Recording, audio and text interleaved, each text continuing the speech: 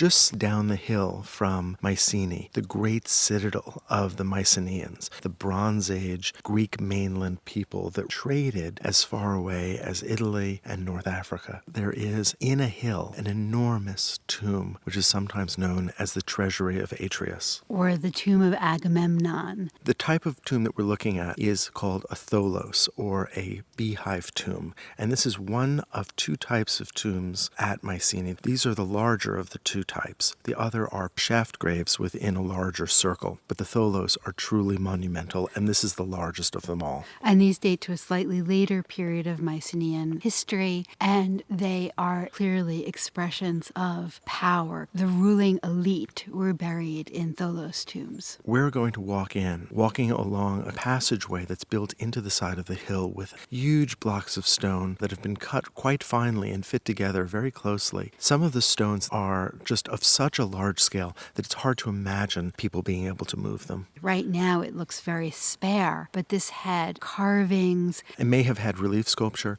and there was also finer kinds of more decorative stone. Okay, I can't wait. Let's go in. We're now entering the dromos, which is the entrance pathway. The walls on either side rise above us, giving an unmistakable impression of a grand, monumental space. It's ceremonial, and it feels as if we are entering the earth. There's a slight grade upward. The entranceway, it tapers inward as it moves up. Look at that deep and heavy lintel stone that moves back through that doorway. It's made out of two pieces, and we estimate that it weighs over 100 tons. So the kind of vaulting that we see above the lintel is called corbelling, where the stones are cut and placed so that each one, as it moves up, moves slightly inward, creating this triangular space above the lintel known as the relieving triangle. The lion gate in Mycenae, that space is filled with a relief sculpture. We don't think this was, but again, there were complex stones that would have faced this rougher masonry, and we know that at least some of it was imported from Egypt. Right, there were columns on either side that were decorated. Some of these are located now in the Archaeological Museum in Athens. And there were very complex patterns. There were zigzags, there were spirals. Chevrons. It was a really ornate space. An enormous amount of treasure was expended to make this. And we know that the Mycenaean people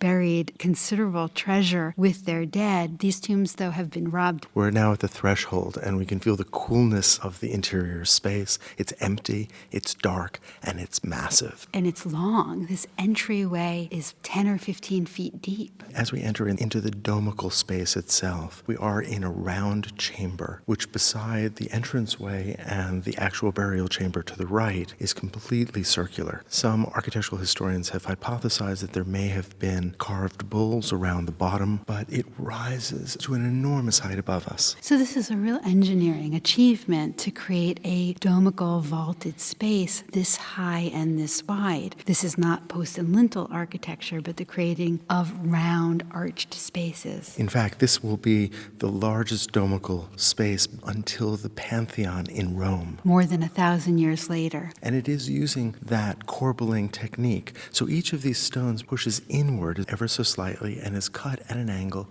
so that you have this smooth transition up to the apex with a capstone. The width and height of the space are almost equal, and so there really is a sense of perfection here, a sense of the ideal. It's obvious that this circular space, this enormous vault, has symbolic meaning for the powerful person who is buried here.